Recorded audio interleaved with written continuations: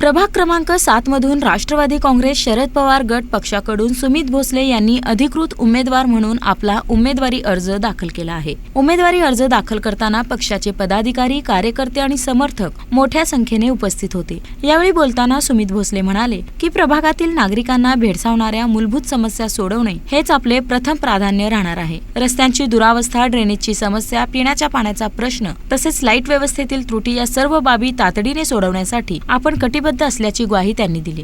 Rashtrawadi Congress party Sharadchandra Pawar यांच्याकडून उमेदवारी अर्ज दाखल केलेला आहे आणि एबी फॉर्म पण मिळाला आहे प्रभाग क्रमांक 7 अ मधून। त्याचा कोणते मुद्दे घेऊन निवडणुकीत उतरणार आहात तुम्ही?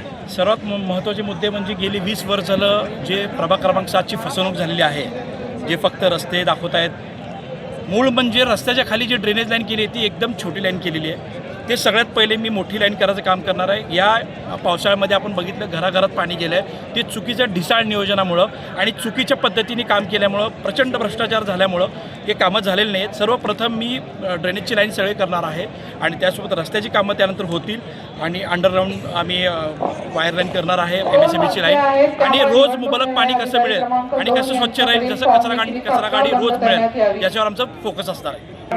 त्यांच्यासाठी आम्ही आता एक विशेष योजना लावतोय। आम्ही प्रत्येक 200, 500, 1000 लोकांच्या मागे एक बोर मारून आम्ही तिथे फिल्टरचं पाण्याची व्यवस्था करणार।